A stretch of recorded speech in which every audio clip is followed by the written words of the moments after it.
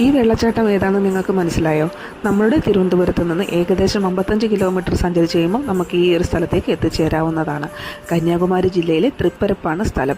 ഇവിടെ ഒരു പ്രസിദ്ധമായ വെള്ളച്ചാട്ടം സ്ഥിതി ചെയ്യുന്നുണ്ട്. കേരള തമിഴ്നാട് അതിർത്തി പഞ്ചായത്തായ വെള്ളറടയിൽ നിന്നും വെറും 8 കിലോമീറ്റർ മാത്രമാണ് ഇങ്ങോട്ടേക്ക്. ഏതാണ്ട് 9-ാം നൂറ്റാണ്ടിൽ പണികഴിപ്പിച്ച ഒരു ശിവക്ഷേത്രമുണ്ട് ഇവിടെ. അതിൻ്റെ സമീപത്തോട് ഒഴുകുന്ന കോതയാറ് 50 അടി താഴ്ചയിലേക്ക് പതിക്കുന്നതാണ് ഈ ഒരു വെള്ളച്ചാട്ടം. ഇതിനടുത്തായി ഡാമും പിന്നെ കുറേയധികം വാട്ടർ ആക്ടിവിറ്റീസും ഉണ്ട്. ഞങ്ങൾ അങ്ങോട്ടൊന്നും പോയില്ല. കുറേയധികം ധാരാളം നോർത്ത് ഇന്ത്യൻസ് കാര്യങ്ങളുമൊക്കെ ഇവിടെ ഉണ്ടായിരുന്നു. ഇവിടെ ഒരു കൽമണ്ഡപവും ഒക്കെ സ്ഥിതി ചെയ്യുന്നുണ്ട്.